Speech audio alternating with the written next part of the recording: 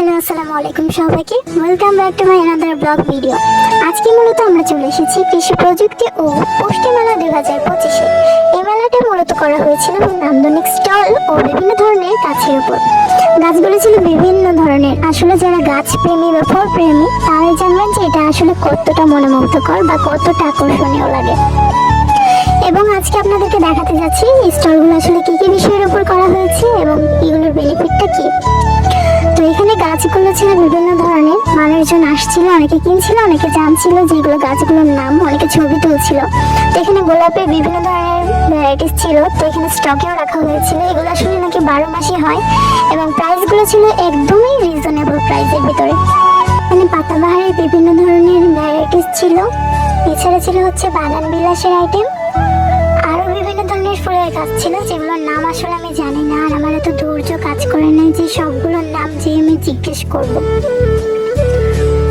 এখানে home plant ছিল বিভিন্ন, যেগুলো আপনারা ছাদে লাগাতে পারেন বা পছন্দ করেন বা বাগানে লাগাতে পছন্দ করেন, তাদের জন্য একদম বৃক্ষমালা একদম বেস্ট। তো এখানে বিভিন্ন আইটেম ছিল যেগুলো হোম প্ল্যান্ট হিসেবে ছিল।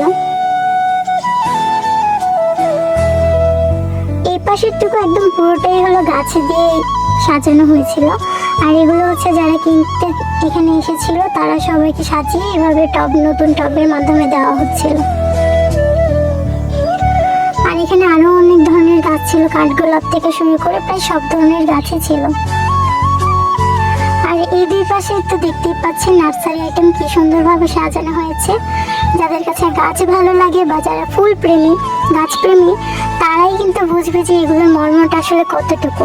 টাকা দিয়ে আসলে গাছের বিচার করা যায় না।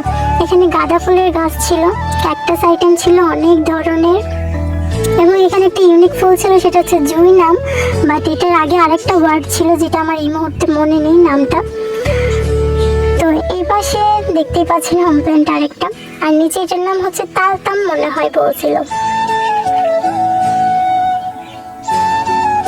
আমার কাছে অনেক ভালো লেগেছে। এই বছর কারা কারা বৃক্ষ মেলাতে গিয়েছেন তারা অবশ্যই কমেন্টে জানাতে একদমই ভুলবেন না। তো প্রথম স্টলে আমরা চলে এলাম। তো এটা ছিল মূলত আচার আইটেমের উপরে করা। তো এখানে টোনা মাছের চিপস ছিল, চিংড়ি মাছের চিপস ছিল, তারপর আমলকির চাটনি, মিক্স চাটনি, সরিষা ফুলের মধু, তেঁতুলের চাটনি, রসুনের আচারও ছিল, অলিভের আচারও ছিল।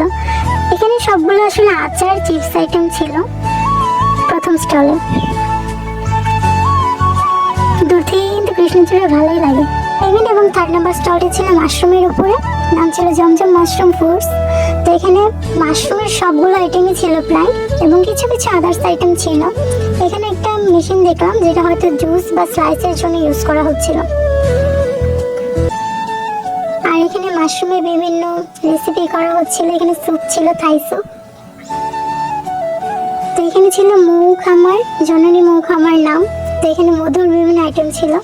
আর এখানে ছিল হচ্ছে স্কিন কেয়ার প্রোডাক্ট এবং চিরুনিও দেখতে পেলাম।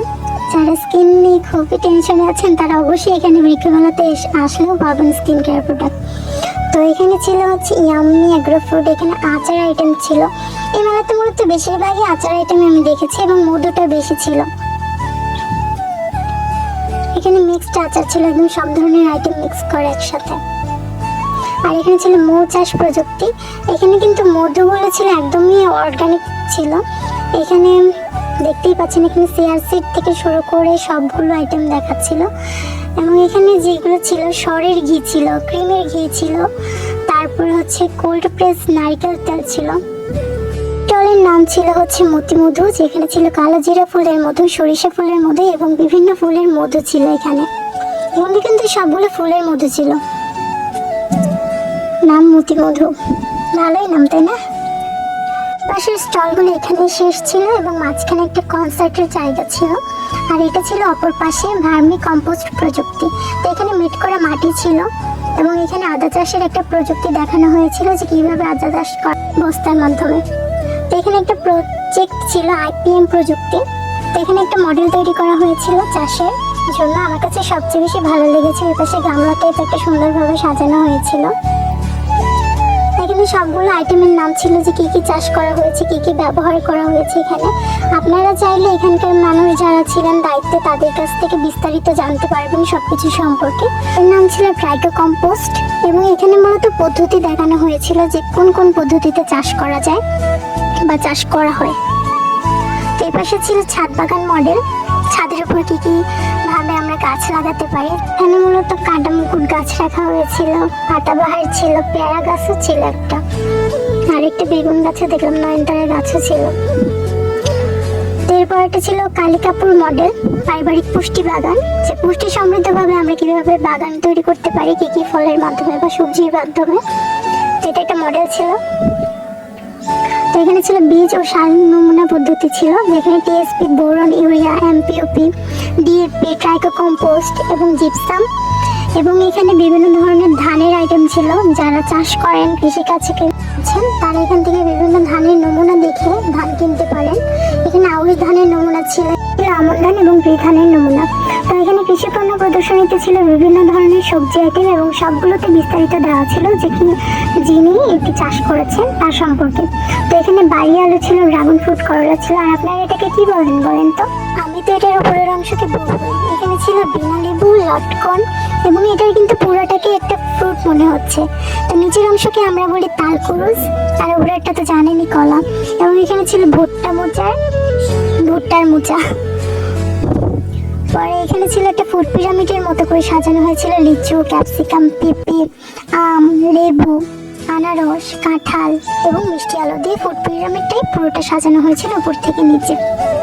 এখানে মেলার সবচেয়ে মেন পার্টটি ছিল, এখানে প্রযুক্তি আইটেম ছিল, এখানে স্লাইসার ছিল এবং পাশেটা ছিল বাদাম ছিলার জন্য একটা মেশিন ছিল।